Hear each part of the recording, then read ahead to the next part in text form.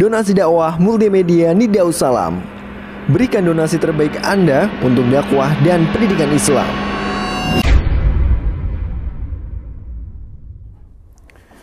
Bismillahirrahmanirrahim. Innalhamdulillah nahmaduhu wa nasta'inuhu wa nastaghfiruh wa na'udzu billahi min syururi anfusina wa min sayyiati a'malina may yahdihillahu fala mudhillalah wa may yudlil fala hadiyalah wa asyhadu an la ilaha illallah wahdahu la syarikalah wa asyhadu anna Muhammadan abduhu wa rasuluh amma ba'du. Kita melanjutkan pembahasan tafsir surat Al-Fatihah, dan pembahasan kita alhamdulillah sudah menyelesaikan ta'awudz dan basmalah, yaitu kita telah membahas tentang a'udzu billahi minasyaitonir rajim, bismillahirrahmanirrahim. Kita telah membahas secara ringkas. Kita melanjutkan pembahasan kita. Kita masuk di surat Al-Fatihah. Allah Ta'ala berfirman, Alhamdulillahi Rabbil Alamin. Segala puji bagi Allah Ta'ala, Tuhan semesta alam. Dan surat Al-Fatihah itu, kata para ulama mengatakan Al-Fatihah itu terbagi menjadi dua bagian. Sebagaimana Rasulullah SAW bersabda, Allah Ta'ala berfirman di dalam hadis qudsi, qasamtu baini wa baina abdi qismaini. Saya telah membagi surat Al-Fatihah menjadi dua bagian.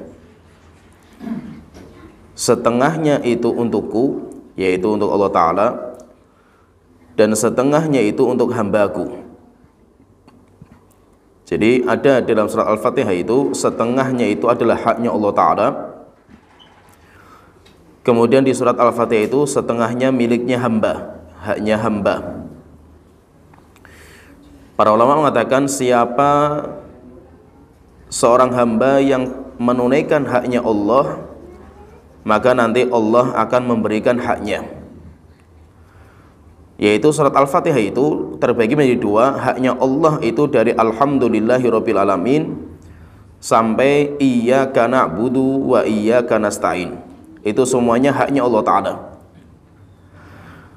Dan kalau seorang hamba itu mampu menunaikan haknya Allah ini, maka nanti Allah akan memberikan haknya manusia, haknya hamba, yaitu dimulai dari ayat ihdinas siratal mustaqim.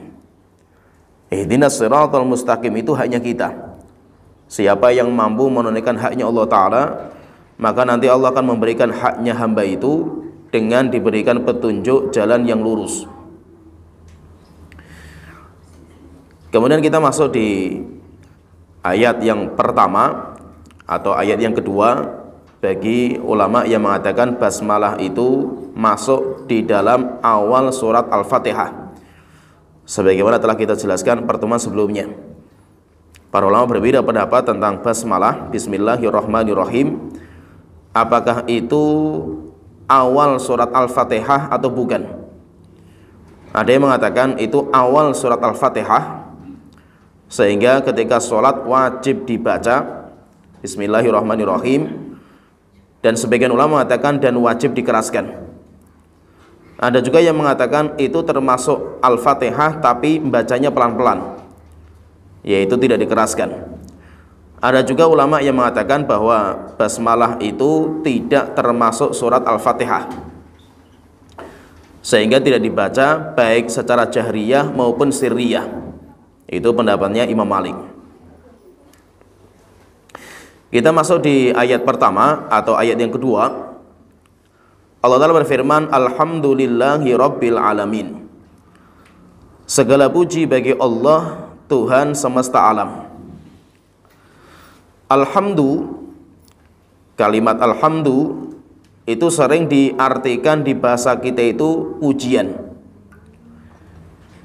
Dan itu yang menyebabkan lemahnya bahasa Indonesia. Bahasa Indonesia itu bahasa yang lemah, sehingga terkadang katanya itu tidak bisa menjelaskan makna secara jelas. Kenapa? Karena kalau di dalam bahasa Arab, pujian itu ada 3 macam. Pujian itu ada 3 macam dan semuanya ada kandungannya masing-masing.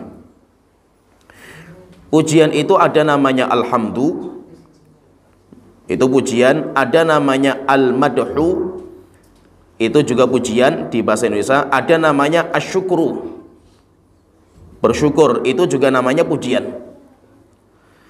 Tetapi kalau dalam bahasa Arab itu, hebatnya bahasa Arab itu, setiap kalimat ini itu memiliki konteks yang berbeda-beda. Dan itu di bahasa Indonesia nggak ada. Sehingga semuanya itu diartikan pujian. Tetapi di bahasa Arab itu konteks pujiannya itu berbeda. Apa bedanya 3 ini? Kata para ulama, kalau alhamdu, ketika kita itu memuji Allah dengan mengatakan alhamdu, apa itu artinya alhamdu itu? Alhamdu itu maksudnya zikrul mausufi bisifatil kamali wa nu'util jalali ma'al mahabbati wa ta'zim. Para ulama mengatakan alhamdu itu apa? Zikrul mausuf, menyebutkan zat yang disifati. Zikrul mausufi bisifatil jalal, dengan menyebutkan sifat-sifat yang mulia, wa nu'util kamal, dan menyifati apa yang dipuji itu dengan sifat-sifat yang tinggi, ma'al mahabbati wa ta'zim, dibarengi dengan rasa cinta dan pengagungan hati.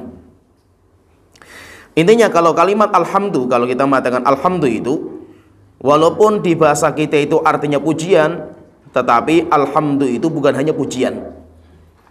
Alhamdu itu adalah pujian di mana lisan kita itu memuji, tetapi dibarengi dengan rasa cinta dan pengagungan di dalam hatinya.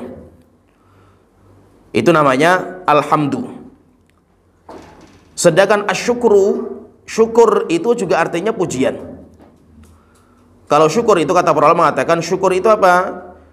Zikrul mausufi bisifatil jalali wa nu'util kamali muqabila lin nikmah. Para ulama mengatakan syukur itu apa? Memuji. Syukur itu adalah memuji zat yang dipuji dengan sifat-sifat yang sempurna sebagai balasan akan kenikmatan. Sebagai balasan akan kenikmatan. Orang memberikan kepada saya kenikmatan, kemudian saya puji orang itu. Saya memujinya karena dia itu memberikan kepada saya kenikmatan. Itu namanya syukur. Itu namanya bersyukur. Kemudian yang ketiga, macam pujian yang ketiga itu ada namanya al-madhu. Yaitu apa al-madhu itu? Zikrul mausufi bisifatil jalali wa nu'util kamal arian anil mahabbati wa ta'zim. Yaitu al-madhu itu apa? Kalau al-madhu itu memuji seseorang dengan pujian-pujian yang hebat, pujian-pujian yang sempurna, tetapi tidak dibarengi dengan rasa cinta dan pengagungan. Nah, jadi kalau kita dapatkan di sini berarti ada 3 dalam bahasa Arab itu yang artinya pujian. Ada 3 yang artinya pujian. Ada namanya alhamdu, ada namanya asyukru, ada namanya al-madhu. Sebenarnya nanti banyak, selain itu banyak, tapi yang paling inti kita sebutkan 3 ini. Bedanya itu kalau alhamdu, dia memuji sesuatu disebabkan karena rasa cinta dan pengagungan dia. Kemudian kalau syukur, dia memuji sesuatu karena sesuatu itu memberikan kepada kita kenikmatan, sehingga sebagai balasan kenikmatan tersebut akhirnya kita memuji.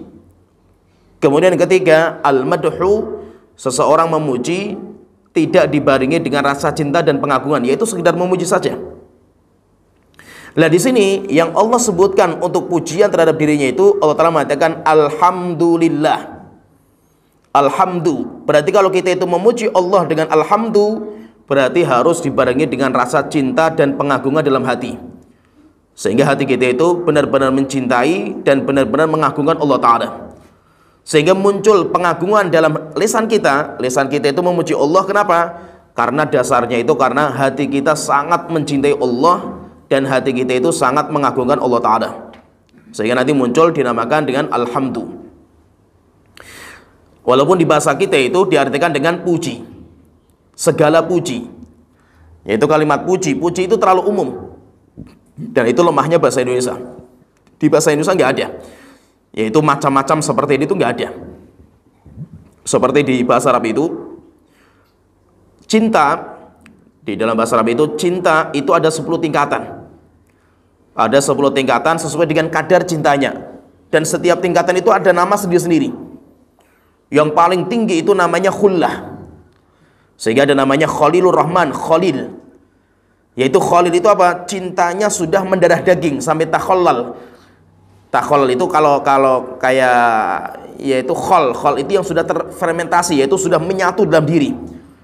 Dan biasanya itu orang itu tidak mungkin memiliki khalil, zat yang sangat dipuji, dicintai secara mendarah daging, kecuali hanya satu. Kita itu hanya bisa memiliki satu khalil saja. Tidak mungkin dalam hati kita itu berisi dua. Nanti ada tingkatan lagi di bawahnya itu, di bawahnya lagi itu ada namanya mahabbah. Sehingga ada namanya habib, ada namanya Habibur Rahman. Habibur Rahman itu di bawah tingkatan Khalilur Rahman. Kalau Habib itu yang dicintai, sesuatu yang dicintai itu namanya Habib. Dan orang itu bisa mencintai banyak. Saya bisa cinta sama anak saya, sama istri saya, sama orang tua saya, sama ini saya, bisa. Dalam hati itu memiliki banyak kecintaan itu bisa. Tapi kalau Khalil nggak bisa. Khalil itu nggak bisa. Dalam hati kita itu cuma hanya bisa satu. Untuk mengisi zat yang paling kita cintai dalam hati kita itu siapa? Itu namanya Khalil. Sehingga kenapa Rasul itu mengatakan al-mar'u ala dini khalilih. Seseorang itu agama dia akan mengikuti khalilnya. Khalilnya itu bukan teman akrabnya. Teman akrab itu sahib. Ashab itu teman akrab. Kalau khalil itu bukan hanya teman akrab, orang yang paling dia cintai. Agama dia itu akan mengikuti itu.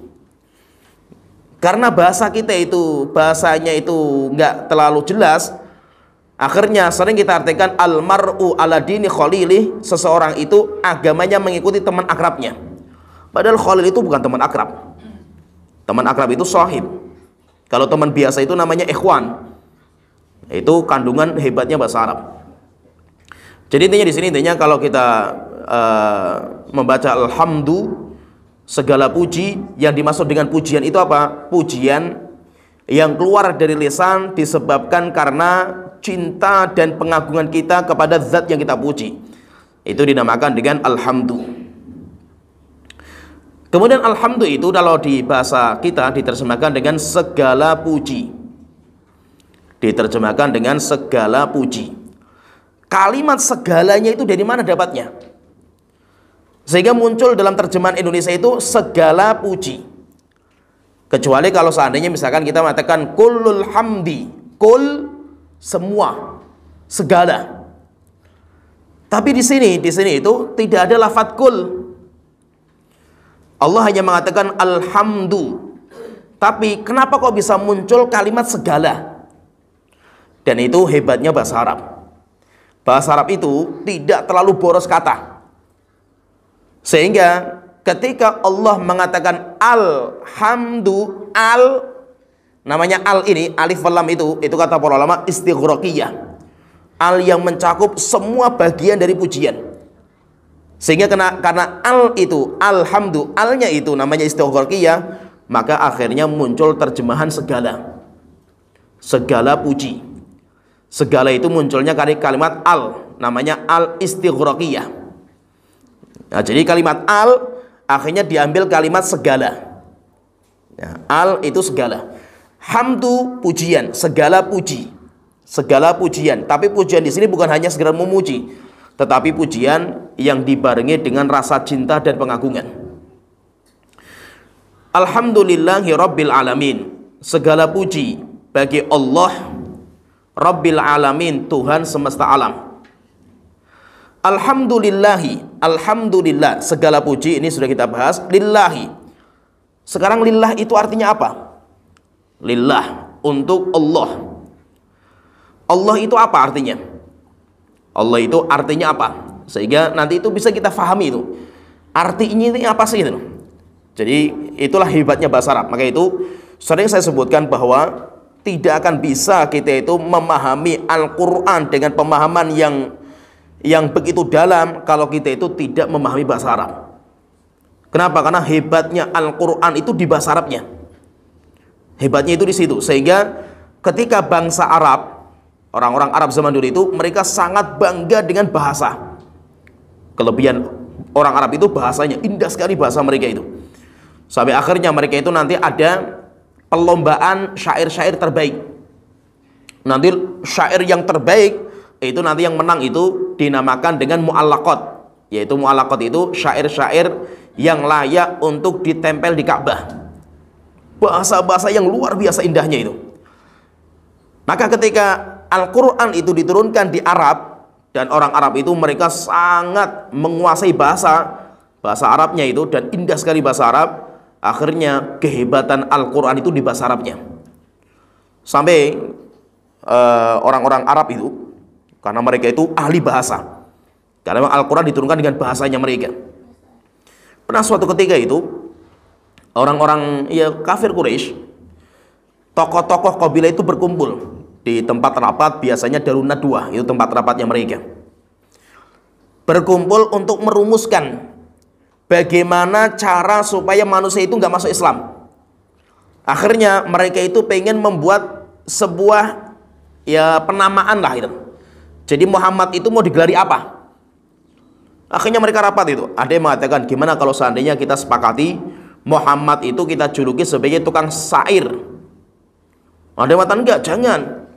Kemudian mereka mengatakan, kita juluki saja sebagai tukang sihir. Jangan, kita juluki saja sebagai orang gila, orang majnun, dan yang lainnya. Sampai akhirnya mereka bingung dan gak sepakat. Setelah itu suatu ketika mereka itu mengundang tokoh mereka yang paling tua. Diundang, kemudian diminta pertanyaan, diminta pendapatnya. Wahai Fulan, bagaimana kalau pendapat engkau? Bagaimana kita itu mensifati Muhammad supaya orang itu ketakutan masuk Islam? Bagaimana kalau seandainya kita sifati Muhammad itu dengan sahir, tukang sihir? Maka beliau mengatakan, jangan. Kita sudah tahu sihir, Muhammad bukan tukang sihir. Kita semuanya sudah fahamlah sihir itu apa. Akhirnya mereka mengatakan, bagaimana kalau kita juluki sebagai orang gila? Mereka mengatakan, kita sudah tahu kegilaan itu kayak apa gitu. Muhammad bukan orang gila, kita semuanya fahamlah itu. Akhirnya ditanya terus, bagaimana kalau kita sifatnya sebagai orang syair, tukang syair? Apa kata mereka? Kami bangsa Arab, sangat faham bahasa Arab kami itu. Dan kita tahu yang dibaca Muhammad itu bukan syair. Sampai akhirnya bingung, akhirnya ditanya, terus pendapat kamu apa? Sampai akhirnya kan nanti ada ayat diturunkan sebagai jawaban orang ini. Namanya Walid bin Mughirah. Walid ini bapaknya Khalid bin Walid. Bapaknya Khalid bin Walid tokoh yang paling tua. Sampai akhirnya kan nanti diturunkan surat di dalam surat Mudaththir itu, yaitu Allah membantah sikapnya orang ini. Ketika dia ditanya, terus bagaimana kalau pendapat kamu itu? Apa kata dia? Innaha lahiyal halawah. Dia mengatakan, sungguh bacaan yang dibaca sama Muhammad itu sangat manis sekali kita dengar. Wa innaha la alaihi talawah. Dan itu sangat memikat kita. Sangat memikat kita, sehingga kalau kita mendengar itu semuanya terbius dengan keindahan bahasa yang dibaca sama Muhammad. Dan kita tahu itu bukan syair. Hebat sekali bahasanya itu. Akhirnya ditanya, terus kamu mau ngomong apa gitu? Kita di sini bukan untuk muji Muhammad gitu, kata Abu Jahal. Kita di sini pengen memberikan julukan kepada Muhammad, julukan yang semua orang itu ketakutan. Akhirnya dia mengatakan, sudah, nanti tak pikir dulu, saya renungkan. Akhirnya dia merenung lama sekali. Setelah itu dia mengatakan, gini saja, kita sepakati Muhammad itu tukang sihir. Akhirnya setelah itu apa? Mereka sepakat membuat sebuah slogan, Muhammad itu tukang sihir. Akhirnya Allah Ta'ala dijawab di dalam surah Al-Mudaththir, yaitu bahwasanya orang ini nanti masuk neraka jahanam. Khalid bin Walid ketika masuk Islam itu, yang paling berat itu ketika membaca surah Al-Mudaththir. Sampai dia ketika awal masuk Islam itu sampai membaca surah Al-Mudaththir, karena surah itu diturunkan kepada bapaknya. Dia itu sampai gak kuat membacanya itu. Kenapa? Karena Allah membalas langsung jawaban terhadap bapaknya itu. Maksudnya di sini itu maksudnya apa? Menunjukkan bahwa Al-Quran itu sangat-sangat indah. Sangat-sangat indah itu bahasanya, sehingga sampai akhirnya orang itu kalau membaca, Nabi Muhammad membaca Al-Quran, orang-orang kafir itu walaupun mereka mencaci maki, mereka itu kalau mendengar Al-Quran itu semuanya terbius semua mereka itu. Sampai pernah Rasul itu membaca surat An-Najm, saking indahnya surat An-Najm itu, semua orang sampai diam semua itu. Sampai akhirnya ketika Rasulullah sujud di akhir surat itu, sujud, akhirnya semua orang-orang kafir pun ikut sujud. Bukan karena mereka itu beriman, tapi karena keindahan Al-Quran yang dibaca sama Rasulullah SAW itu sangat indah. Dan ini maksudnya di sini maksudnya apa? Keindahan Al-Quran itu di bahasa Arabnya. Sehingga apa? Kalau kita itu membaca terjemahan, tidak akan faham kita itu makna indahnya Al-Quran itu di mana, itu nggak terasa gitu. Makanya kenapa kata para ulama itu, Syekhul Islam Ibnu Taimiyah itu, beliau mengatakan itu dalam kitab Iqtida' Shiratal Mustaqim, beliau mengatakan yaitu belajar bahasa Arab itu, apa kata beliau? Yaitu yaitu ta'allumul lughatil arabiyyah, kata beliau, wajibun, hukumnya wajib. Kenapa belajar bahasa Arab itu hukumnya wajib? Karena mempelajari Al-Quran dan Sunnah itu nggak bisa tanpa bahasa Arab. Tidak bisa tanpa bahasa Arab. Ma la yatimul wajib illa bihi fahuwa wajib. Sesuatu yang mana kewajiban nggak bisa dijalankan kecuali dengan perkara itu, maka menuntut perkara itu adalah kewajiban. Nah sekarang kita masuk di alhamdulillahi rabbil alamin. Lillah. Allah itu apa sih artinya itu? Nah, Allah itu kata para ulama, Allah itu dari kalimat al-ilah. Kalimat al-ilah, kayak kita membaca surat An-Nas, qul a'udzu birabbin nas, malikin nas, ilahin nas, ilah. Aslinya itu kalimat Allah itu aslinya al-ilah. Al-ilah itu artinya al-ma'bud, sesembahan. Berarti kalau kita mengatakan Allah, Allah itu adalah sesembahan kita, bukan Tuhan kita. Sehingga Allah itu artinya bukan Tuhan. Ini fahami, Allah itu artinya bukan Tuhan. Segala puji bagi Allah. Allah itu apa? Allah itu Tuhan, bukan. Allah itu artinya sesembahan. Allah itu artinya sesembahan, diambil dari kalimat al-ilah. Alhamdulillahi rabbil alamin. Segala puji bagi Allah Rabbil alamin. Rabb di sini baru muncul kalimat Tuhan. Rabbil alamin, Tuhan semesta alam. Rabb itu apa sih artinya itu? Rabb itu sering kalau diartikan dengan bahasa kita artinya Tuhan. Terus Tuhan itu apa? Kalau ditanya Tuhan itu apa? Tuhan itu kalimat Rabb atau rububiyah itu, ketuhanan Allah Ta'ala itu, yaitu kalimat Tuhan itu mencakup 3 perkara. Kandungan arti kalimat Tuhan itu mencakup 3 perkara. Yang pertama apa? Yang pertama yang menciptakan. Sehingga kalau misalkan Rabbil alamin, Tuhan semesta alam, maksudnya Tuhan itu apa? Yang menciptakan, yang mengadakan. Kemudian yang kedua yang merawat, alam semesta. Kemudian yang ketiga yang memiliki. Sehingga makna atau cakupan dari kalimat Tuhan itu tidak keluar dari 3 ini, kata Syekh Utsaimin. Syekh Utsaimin mengatakan kalimat Tuhan itu nggak akan keluar dari 3 ini. Berarti kalau saya mengatakan Allah itu Tuhan saya, maksudnya apa? Allah yang mengadakan saya, yaitu menciptakan saya. Kemudian kedua, Allah yang mengatur saya. Sampai dari saya kecil, bayi sampai sekarang, itu semuanya diatur sama Allah Ta'ala. Kemudian yang ketiga, kita itu dikuasai dan dimiliki sama Allah Ta'ala. Berarti kalau kita katakan Allah itu Tuhan semesta alam semesta, maksudnya apa? Allah yang menciptakan alam semesta. Tidak ada satupun yang ada kecuali semuanya ciptaan Allah Ta'ala. Yang kedua, Allah yang mengatur semua.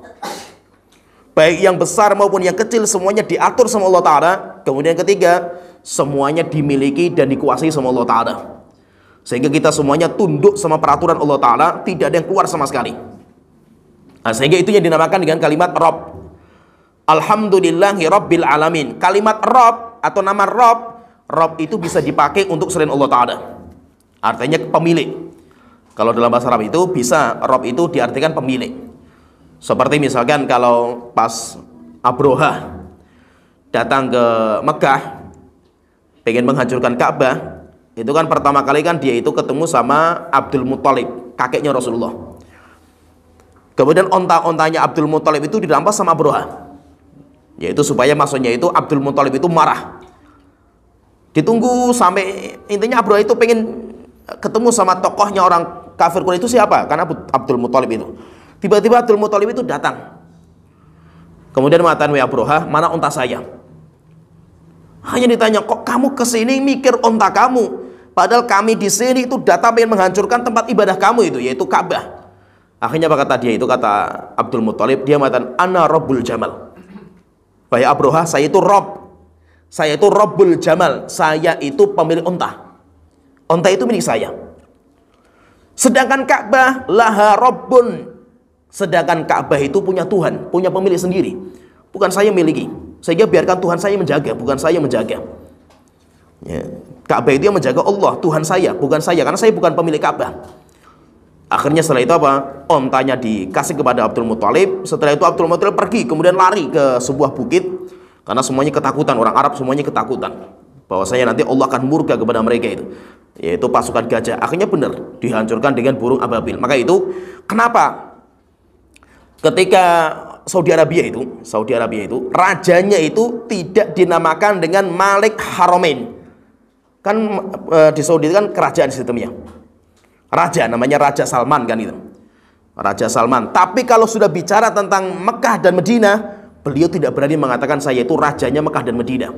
Tapi apa? Namanya Khadimul Haramain. Khadim. Khadim itu apa? Orang yang berkhidmah, orang yang membantu. Dia bukan pemilik. Walaupun dia itu raja, penguasa, tapi dia tidak bisa menguasai Mekah dan Madinah, nggak bisa.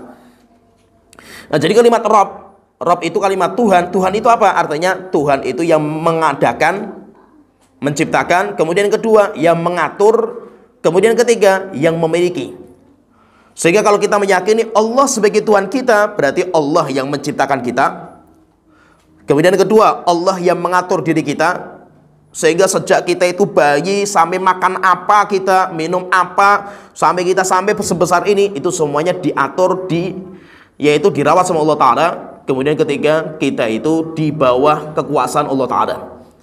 Sehingga apa? Wa ma tasyauna illa ayyasha Allah. Tidaklah kalian itu menghendaki kecuali yang terjadi apa-apa yang Allah kehendaki. Alhamdulillahi Rabbil Alamin. Segala puji bagi Allah Ta'ala, Tuhan semesta alam. Al-Alamin. Al-Alamin, alamin itu kan kita artikan dengan bahasa kita itu namanya semesta alam. Alamin itu alam semesta. Alamin itu artinya apa? Atau kalau kita mengatakan semesta alam itu artinya apa sih? Masa itu biar kita itu paham, perkata itu paham itu. Alam semesta itu apa? Alamin, kata para ulama mengatakan alam itu maknanya alamah. Alam itu artinya alamah. Alamah itu artinya tanda.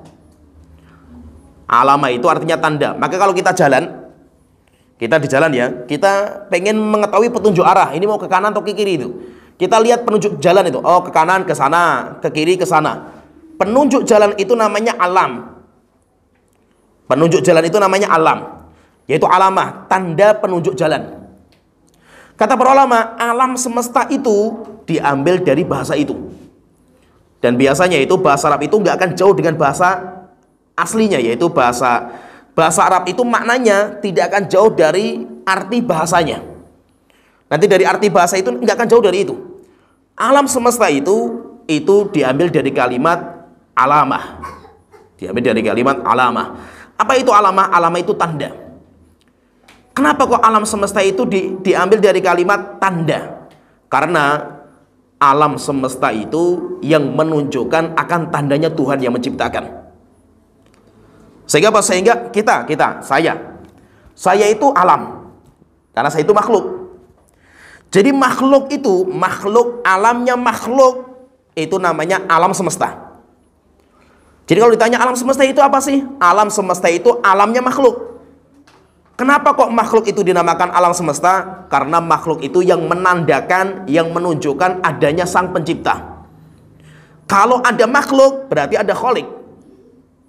Kenapa? Karena pilihannya itu yang ada cuma dua. Yang ada itu karena dia itu makhluk yang diciptakan, atau yang ada itu karena dia itu kholik yang menciptakan. Tidak mungkin keluar dari itu. Sehingga apa? Tidak mungkin ada sesuatu yang ada tanpa ada yang mengadakan. Mustahil bagi akal kita. Sesuatu yang ada itu pasti ada yang mengadakan. Maka ada namanya alam semesta. Alam semesta itu apa? Sebuah lingkup besar sebuah bangunan yang besar yang Allah Ta'ala ciptakan, ruangan yang sangat besar sekali, dan itu kumpulan semua makhluk yang Allah Ta'ala ciptakan. Semua kumpulan makhluk ini dinamakan dengan alamin. Dinamakan dengan alamin, alam semesta. Kenapa dinamakan dengan alam semesta? Karena itu menunjukkan akan adanya Tuhan. Yang menunjukkan akan adanya Tuhan. Maka itu Allah Ta'ala mengatakan di dalam sebuah ayat, ada seorang sahabat itu, dia waktu itu masih kafir. Ketika dia itu mencuri pendengaran. Jadi dia itu, banyak orang kafir itu walaupun mereka itu kafir, benci sama Rasulullah, tapi banyak di antara mereka itu yang mencuri pendengaran. Yaitu saya mencuri Rasulullah itu bacanya surat apa gitu. Saking indahnya mereka itu. Maka ada seorang kafir itu, dia itu mencuri pendengaran dari Rasulullah. Waktu itu pas Rasulullah itu membaca surat am khuliqu min ghairi syai'in am humul khaliqun am khalaqus samawati wal ardi bal la yuqinun. Am khuliqu min ghairi syai'in, apakah mereka manusia itu diciptakan tanpa sesuatu yang menciptakan? Mustahil, nggak mungkin diterima sama akal. Am humul khaliqun, atau yang kedua, kemungkinan kedua, atau mereka yang menciptakan diri mereka sendiri, nggak mungkin juga. Am khalaqus samawati wal ard, atau mereka itu menciptakan langit dan bumi, nggak mungkin juga. Apa kata sahabat ini? Saya demi Allah, ketika mendengar ayat itu dari Rasulullah, kada qalbi an yatir, jantung saya mau copot. Yaitu jantung saya mau terbang itu mendengar ayat itu. Dan itu awal kali hidayah Islam itu masuk di hati saya. Karena ayat itu akhirnya saya masuk Islam. Jadi maksudnya itu apa? Sesuatu yang ada kayak kita sekarang ada. Kemungkinan itu cuma ada satu dari dua. Pertama, kita itu ada tanpa ada yang menciptakan, yaitu ujuk-ujuk muncul kita itu. Nggak masuk akal kita, nggak mungkin. Atau yang kedua, kita itu ada karena ada yang mengadakan. Ya, jadi tidak kemungkinan cuma satu dua itu. Satu dari dua. Kita itu ada tanpa ada yang mengadakan. Berarti ujuk-ujuk tiba-tiba kita muncul tanpa ada yang membuat kita. Atau yang kedua, kita itu ada karena ada yang mengadakan. Akal kita, yaitu secara normal akal kita pasti akan menolak yang pertama. Tidak mungkin kita itu ada dengan sejenis manusia yang lengkap seperti ini. Ada mata, dengan keindahan mata, kehebatan mata. Ada tanpa yang menciptakan, mengadakan, itu nggak mungkin. Akal kita akan menerima yang kedua. Yaitu apa? Kita itu ada karena ada yang mengadakan. Sekarang kalau kita itu ada karena ada yang mengadakan, pertanyaan, siapa yang mengadakan? Apakah kita sendiri yang mengadakan? Enggak. Kita pun yakin bahwasanya kita itu nggak pernah mengadakan diri kita. Berarti apa kemungkinan itu? Kemungkinan berarti ada zat yang mengadakan kita. Sehingga apa? Sehingga secara otak manusia, normalnya otak itu, pasti mereka itu meyakini akan adanya Tuhan yang menciptakan. Tidak mungkin. Maka dan keyakinan adanya Tuhan itu nggak bisa dipungkiri. Oleh itu orang-orang ateis yang mengatakan tidak ada Tuhan itu sombong mereka itu. Sombongnya lisan mereka, hati mereka nggak bisa dipungkiri. Nah itu kenapa orang-orang di suku-suku pedalaman, mereka itu mencari Tuhan. Tapi karena nggak mendapatkan ilmu, tidak ada nabi yang diutus kepada mereka, akhirnya mereka itu menyembah animisme, dinamisme. Menunjukkan apa? Hati kita itu butuh kepada sang pencipta gitu. Mereka akan mencari siapa yang menciptakan mereka itu, karena mereka meyakini ada yang mengatur diri mereka gitu. Ketika datang Nabi dan Rasul, kemudian diturunkan Al-Quran, mengajarkan, oh yang menciptakan kamu itu namanya Allah. Allah itu seperti ini, seperti ini, seperti ini. Akhirnya apa? Kita itu akan mudah menerima. Orang ateis itu pembohong mereka itu. Yaitu apa? Mereka membohongi fitrah mereka. Mereka membohongi isi hati mereka. Kenapa? Karena tidak mungkin orang itu meyakini adanya sesuatu tanpa ada yang mengadakan. Nah itu apa? Maka makhluk itu dinamakan dengan alam semesta. Kenapa? Karena makhluk itu yang menunjukkan akan adanya sang pencipta. Ada orang Badui itu ditanya. Orang Badui, orang kampung. Dia ditanya, dari mana kamu tahu ada Tuhan? Maka beliau mengatakan, as-sayru yadullu alal masir. Kalau ada telapak kaki itu di padang pasir, menunjukkan di sini berarti ada orang yang berjalan. Wal ba'ratu tadullu alal ba'ir.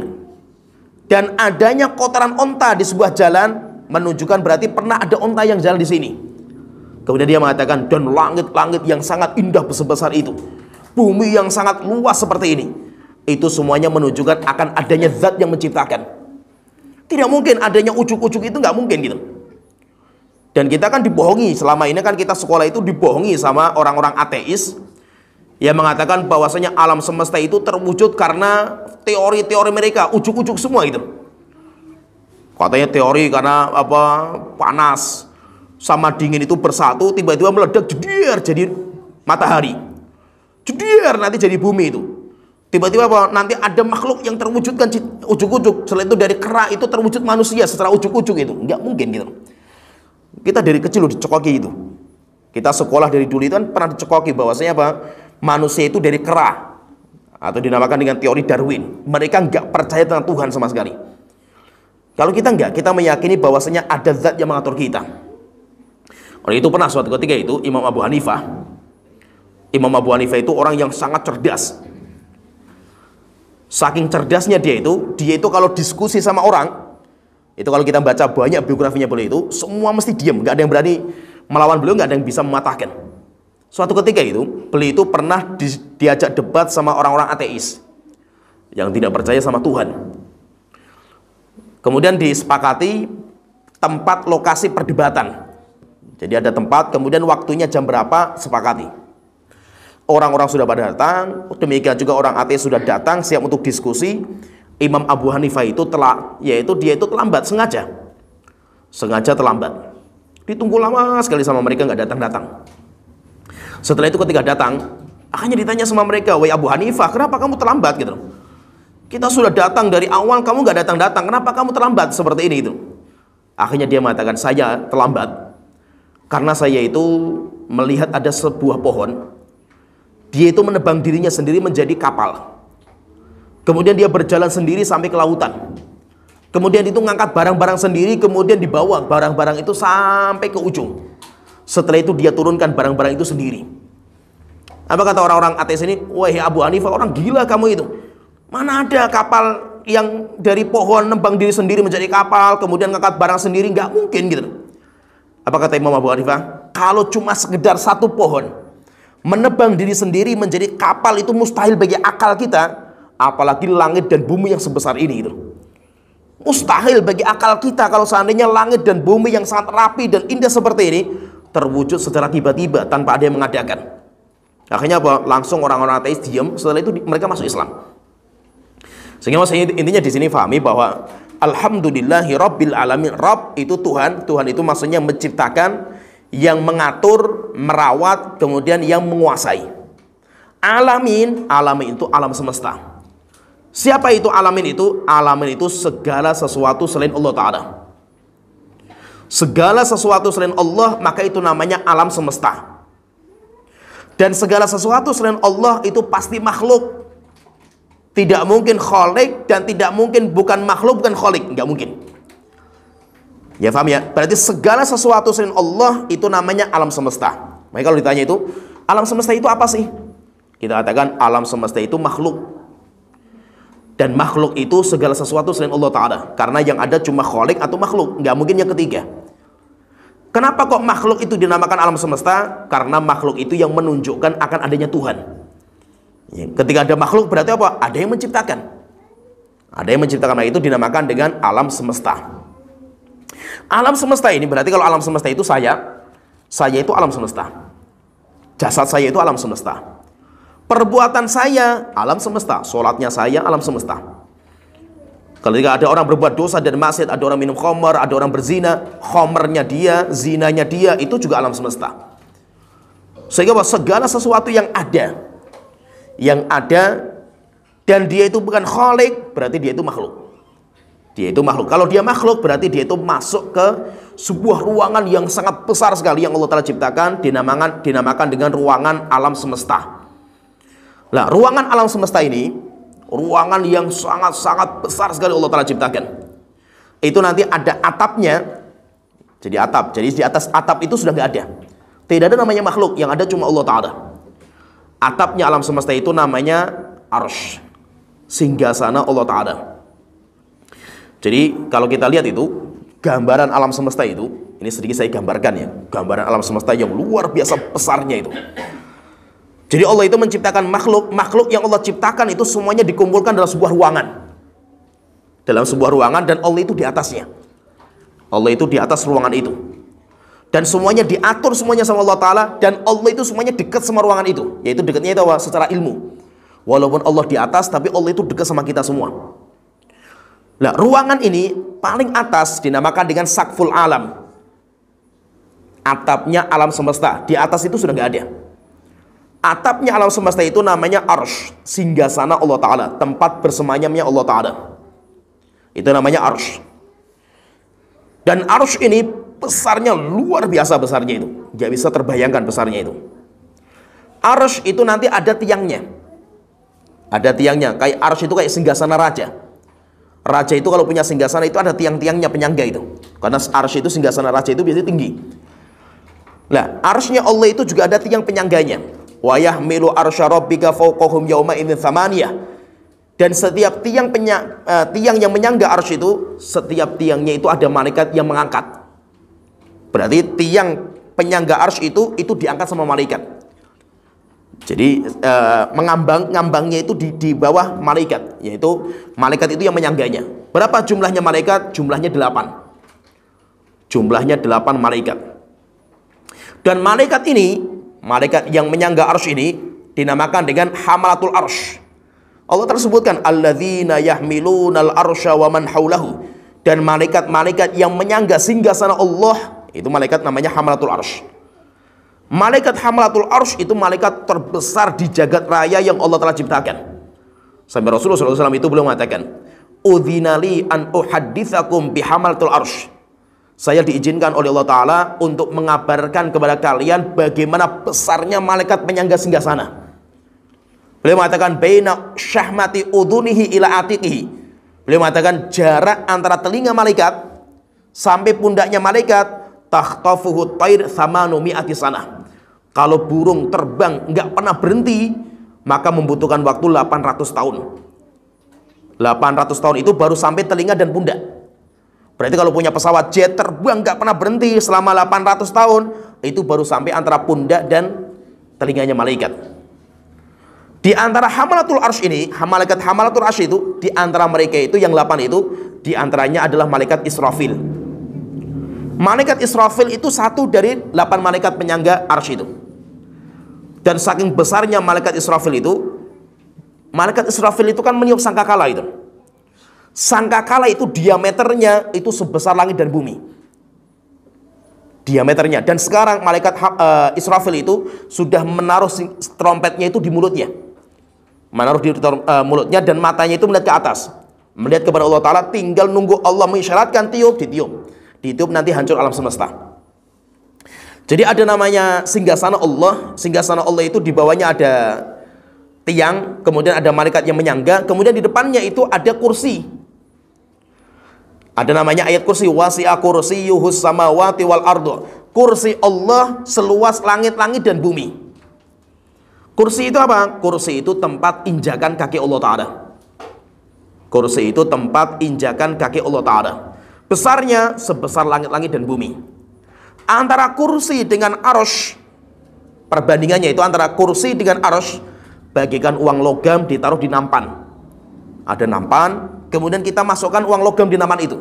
Uang logam itu kursi, sedangkan nampannya itu adalah singgasana Allah Ta'ala. Besarnya nggak bisa dibayangkan bagaimana besarnya singgasana Allah itu luar biasa. Kemudian nanti di bawahnya malaikat atau singgasana itu ada lautan. Di bawahnya itu ada lautan, berarti singgasana Allah itu di atas lautan. Lautan itu antara, yaitu permukaan laut, permukaan paling tinggi sampai di bawahnya itu, kalau orang berjalan butuh 700 tahun. Yaitu sampai ke bawahnya itu. Nanti di bawah lautan itu baru surga. Surga, dan surga itu ada 100 derajat. Surga itu ada 100 derajat. Derajat satu dengan derajat yang kedua, perbandingannya atau jaraknya seperti langit dan bumi. Dan itu ada 100. Surga yang paling tinggi nanti derajatnya itu namanya surga Firdaus. Surga Firdaus itu nanti banyak rumah. Rumah yang paling tinggi, berarti rumah tertinggi di surga, itu namanya wasilah. Namanya wasilah. Itu yang kita sering doa selesai azan. Allahumma rabba hadhihi da'wati tamah wa sholatil qa'imah ati Muhammadil wasilah wal fadilah. Berikan kepada Nabi Muhammad al-wasilah. Wasilah itu apa? Rumah tertinggi di surga. Itu miliknya Rasulullah SAW, rumah terindah yang ada di surga. Nah, surga itu ada 100 derajat. 100 derajat. Nanti di bawah surga, ketika surga paling bawah, setelah itu di bawahnya itu, di bawahnya baru langit. Langit ke-7, langit ke-6, 5, 4, 3, 2, 1. Setelah itu nanti di bawah langit pertama itu baru tata surya. Langit yang kita lihat bintang, matahari, rembulan itu semuanya di bawah. Di tengah-tengah antara langit dan bumi. Dan tata surya itu nanti kalau para ilmuwan itu mereka mengatakan tata surya itu ada galaksi. Galaksi itu sumber cahaya. Seperti kita misalkan kita itu kan namanya galaksi Bima Sakti. Galaksi Bima Sakti itu adalah galaksi di mana planet-planet itu mereka bergantung dengan sinar matahari. Yaitu yang mengelilingi matahari itu, kata ilmuwan itu seperti itu. Itu galaksi Bima Sakti. Jadi ada matahari yang bergantung dengan sinar matahari, itu namanya pusaran, itu namanya galaksi Bima Sakti. Dan rupanya di tata surya itu ada ribuan galaksi. Diteliti sama para ilmuwan itu ribuan galaksi. Antara galaksi yang satu, matahari, dengan sumber cahaya yang satu itu membutuhkan waktu, sampai diteliti sama ilmuwan itu, cahaya matahari itu untuk sampai kepada cahaya matahari yang lain, atau sumber cahaya yang lain itu membutuhkan waktu 4 tahun. Jadi kecepatan namanya cahaya itu kan lebih cepat daripada suara. Maka itu kalau kita itu lihat halilintar itu jedier.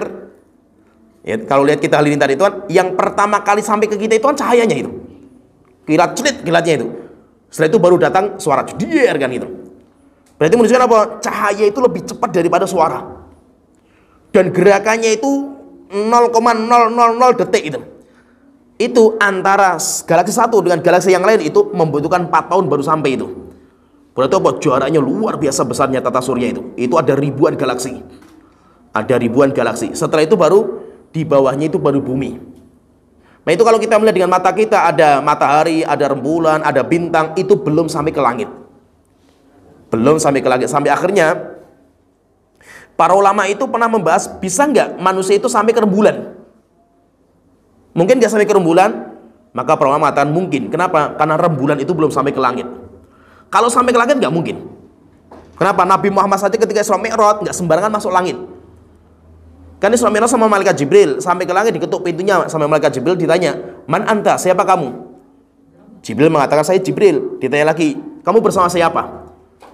"Saya bersama Muhammad." Ditanya lagi, "Apakah Muhammad sudah diizinkan?" Sudah, akhirnya baru dinaikkan ke atas langit. Udah kan, Pak?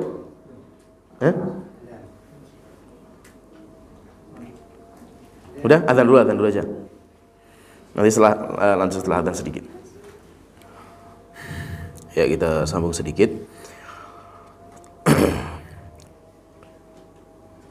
Alhamdulillahirabbil alamin, Rabbil alamin, Tuhan semesta alam. Yaitu dinamakan dengan alam semesta karena itu adalah makhluk. Dan makhluk itu sebagai tanda alamat akan adanya Sang Pencipta. Dan makhluk itu Allah telah ciptakan, dikumpulkan nanti semua makhluk itu di sebuah cakupan yang sangat besar sekali, dinamakan dengan alam semesta. Sebuah ruangan yang sangat-sangat besar. Atapnya itu adalah singgasana Allah Ta'ala. Kemudian di bawahnya itu ada tiang penyangga, yaitu 8 tiang. Ada setiap tiang itu ada malaikat, namanya Hamalatul Arsh. Kemudian di depannya itu ada kursi. Kemudian di bawahnya ada lautan. Maka itu Rasulullah mengatakan wa kana arsyuhu alal ma', dan singgasana Allah itu di atas air. Yaitu air itu di atas surga. Nanti di bawahnya baru surga. Maka kalau surga itu tajri min tahtihal anhar, surga itu mengalir di bawahnya sungai-sungai. Kata para ulama, sungai itu dari lautan di bawah singgasana, sungai-sungainya itu. Kemudian nanti surga itu ada 100 derajat. Nanti di bawah itu baru langit. Langit ke-7, kemudian langit ke-6, 5, 4, 3, 2, 1. Setelah itu baru ke tata surya, atau langit yang kita lihat dengan mata kita. Tata surya. Nanti di bawah itu baru bumi. Nanti bumi ada 7 lapis, tapi lapisnya nempel. Setelah bumi itu baru nanti neraka. Neraka itu nanti juga berlapis-lapis. Nanti yang paling bawah itu nanti neraka jahanam. Neraka jahanam itu yang paling bawah. sebesar ini, yaitu alam itu, semuanya itu bagi Allah dekat. Itu Allah Ta'ala berfirman, huwal awwalu wal akhiru wal dhahiru wal batin. Dialah Allah sang maha awal, yaitu yang tidak pernah ada yang mengawali Allah Ta'ala. Wal akhir, akhir itu Allah tidak berawal, tidak berakhir. Wal dhahiru wal batin. Dhahir, Allah itu tidak ada yang sesuatu apapun yang di atasnya Allah Ta'ala. Allah yang di atas segala sesuatu, tapi Allah itu batin. Walaupun Allah itu di atas segala makhluknya, tetapi Allah itu batin. Allah itu mengetahui dalam-dalamnya kita. Kenapa? Karena Allah itu bersama kita. Ainama kuntum wallahu ma'akum ainama kuntum. Allah bersama kalian dimanapun kalian berada. Nah, maka kita semuanya itu namanya semuanya alam semesta. Dan Allah tahu semua dalam-dalam kita. Bahkan Allah Ta'ala itu mengatakan ya'lamu sirra wa akhfa. Allah mengetahui sesuatu yang rahasia dan yang lebih rahasia. Allah Ta'ala mengatakan juga ya'lamu kha'inatal a'yuni wa ma tukhfis sudur.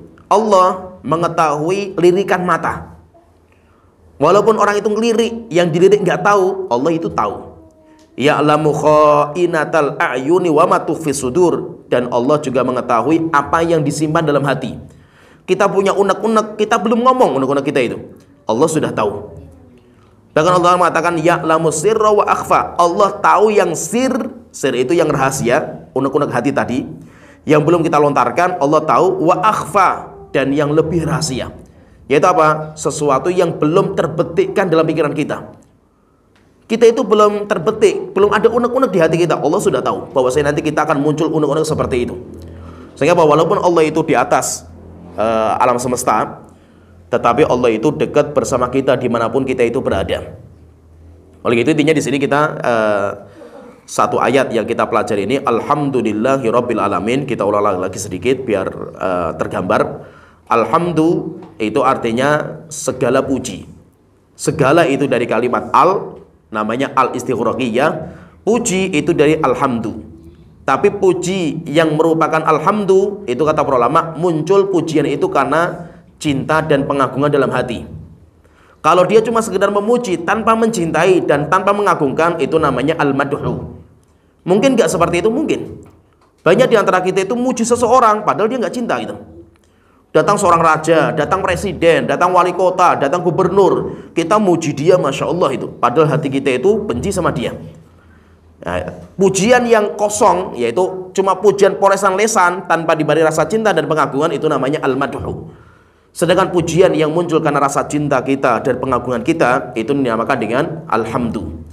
Segala puji, alhamdulillahi, lillah. Lillah itu apa? Lillah itu adalah sesembahan kita, yaitu hanya untuk Allah Ta'ala, dan Allah itu sesembahan kita. Alhamdulillahi rabbil alamin. Rabb itu artinya Tuhan. Tuhan itu yang mencakup tiga. Yang pertama, Tuhan itu yang mengadakan makhluk atau yang menciptakan makhluk. Yang kedua, Tuhan itu yang merawat makhluk, sehingga kebutuhan makhluk itu apa saja Allah yang menyediakan. Bukan hanya manusia, kita kan dirawat sama Allah Ta'ala sejak kita bayi. Coba misalkan kita bertanya dalam diri kita ya, kita dulu ketika di janin, kita itu masih janin di perut ibu kita itu, siapa yang mengajari kita itu? Sampai akhirnya kita bisa makan, siapa yang ngasih makan kepada kita itu? Ibu saja nggak pernah ngasih makan kita itu ketika kita dalam perut. Kemudian siapa yang ngatur kita sampai akhirnya kita itu ketika mau keluar, kepalanya itu duluan. Siapa yang ngajari kita seperti itu sampai akhirnya kita itu keluar? Ketika kita keluar, kita itu diajari sama Allah sampai kita belajar merangkak. Sampai akhirnya kita belajar untuk berdiri, kita belajar untuk berjalan. Itu siapa yang ngajari itu? Sampai akhirnya kita belajar berbicara walaupun terbata-bata, tapi kita terus belajar. Itu siapa yang memberikan kita itu motivasi seperti itu? Allah Ta'ala yang menyiapkan semua. Bukan hanya kita, binatang semua, demikian juga tumbuhan semua itu Allah yang mengatur. Contohnya misalkan binatang, kenapa kok lebah itu kalau membuat tempat madu itu mesti bentuknya seperti itu gitu. Di mana saja lebah, di Indonesia, di Amerika, di Saudi, sama bentuknya itu. Siapa yang ngajari mereka? Siapa yang training mereka? Siapa yang nyekolahkan mereka itu? Allah yang mengajarkan mereka. Demikian juga bagaimana bentuknya madu itu harus kayak apa, memasukkannya kayak apa, ngambil sari buahnya itu yang ada di pohon-pohon itu gimana caranya, itu semuanya Allah yang ngajari. Bahkan yang lebih hebat lagi itu seperti nyamuk. Nyamuk itu diteliti oleh para ilmuwan itu, ilmuwan sampai takjub ketika melihat nyamuk itu gigit manusia. Kenapa? Karena nyamuk itu cara menggigitnya itu lebih hebat sistemnya daripada dokter bedah. Nyamuk itu luar biasa. Dan siapa yang ngajari mereka itu? Dokter saja untuk mendapatkan gelar dokter bedah itu kuliah sampai bertahun-tahun gitu. Dan biaya mahal. Itu nyamuk itu. Jadi diteliti sama para ilmuwan itu. Nyamuk itu ketika dia itu mau gigit, pertama yang dia kerjakan itu orang itu dibius. Coba kita lihat itu nyamuk, kalau kita lihat yang gigit itu. Nyamuk itu ketika gigit yang pertama kali jarumnya yang masuk. Itu untuk apa? Untuk menggigit. Jarumnya itu tujuannya untuk menyuntik. Disuntik kita itu dibius. Sehingga kalau kita itu, coba perhatikan, saya sering memperhatikan nyamuk itu kalau gigit tangan ya, tak perhatikan itu. Nyamuk itu ketika memasukkan jarum, setelah itu kita itu dimasukkan itu pipanya itu nggak terasa itu. Rasanya itu kapan? Rasanya kalau nyamuknya sudah terbang itu, baru gatal rasanya itu. Kenapa? Karena nyamuk itu paham. Suntikan bius itu kadarnya saya berapa detik. Sehingga sedetik itu harus bisa ngambil darah. Kalau terlambat, dia nanti akan diteplek sama orang kan gitu. Hebatnya lagi apa? Jarumnya itu disebutkan sama ilmuwan itu. Saya pun baca takjub juga itu. Jadi jarumnya itu di sampingnya itu ada gergaji. Jadi masuk jarum, kemudian dibius. Setelah itu apa? Di sampingnya itu ada gergaji. Jadi disobek.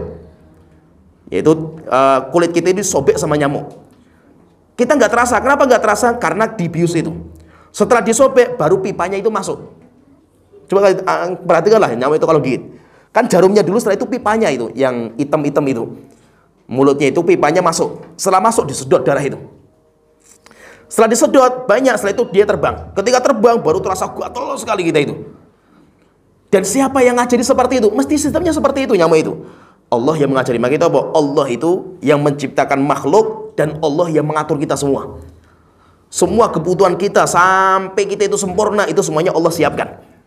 Sehingga nggak usah kita khawatirkan masalah kehidupan dunia. Kenapa? Semuanya diatur sama Allah Ta'ala.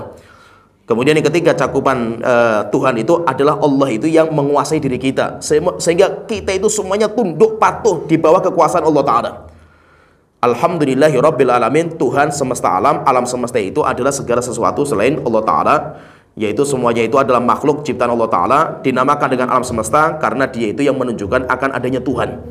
Adanya kita, misalkan adanya kita itu berarti apa? Menunjukkan akan adanya yang menciptakan kita.